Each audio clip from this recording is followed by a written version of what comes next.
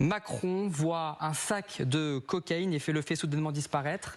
1 million de vues. Celle-ci encore, un sac de poudre blanche sur la table. Fausse information évidemment, 12 millions de vues. Ou encore celle-ci, le président Macron récupère un petit sachet de cocaïne 17 millions de fois. Rien que sur ces 3 vidéos, quand on additionne, on atteint près de 40 millions de vues.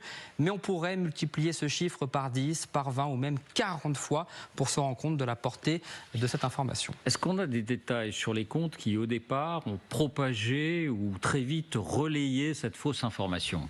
Alors, il est encore trop tôt, mais de toute évidence, pour la plupart, il s'agit de comptes complotistes ou pro-russes. Autre fait troublant. Le retour des pro-russes. Allez, non, je vais t'expliquer en fait ce que LCI, ils font une fixette. Mais comme d'habitude, de toute façon, depuis le départ, ils soutiennent l'Ukraine. Donc, grosse fixette d'LCI, on nous avait quand même sorti que les punaises de lit, c'était les Russes. De toute façon, tout est les Russes. D'accord. Le racisme en France, c'est les Russes. L'économie française qui vacille, c'est les Russes. Enfin bref, maintenant, les théories complotistes sur Twitter, c'est également les Russes. Non. Il faut quand même savoir une chose, c'est que j'ai appris à connaître un petit peu les peuples au fur et à mesure du temps que je les entends sur les réseaux, que je les lis, etc., que je reçois des messages privés, etc.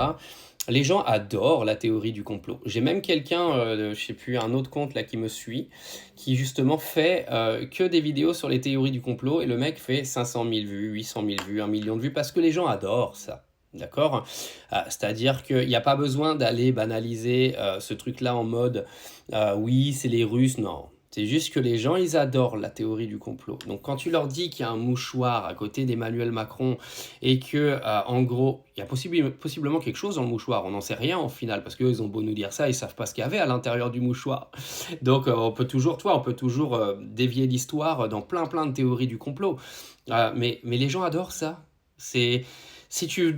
Toi, par exemple, demain, si tu devais créer un compte sur les réseaux, mais fais un compte sur les théories du complot, mais tu vas faire des millions de vues, parce que les gens, ils adorent.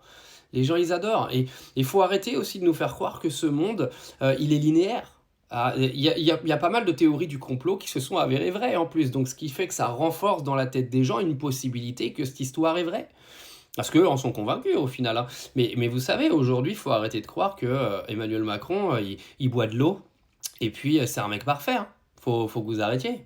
Mais de là à venir faire passer ce qui s'est passé là pour des pro-russes, non, c'est juste des gens qui ont partagé un maximum une information qui aurait pu s'avérer vraie. Au final, tu t'en sais rien au final, parce que tu sais pas ce qu'il y a dans le mouchoir. Je le dis encore une fois, tu peux ouvrir 50 000 théories du complot. Tu peux même dire qu'il y a Passepartout qui était caché dans le mouchoir. Mais franchement, arrêtez avec cette propagande anti-russe là, parce que c'est ridicule.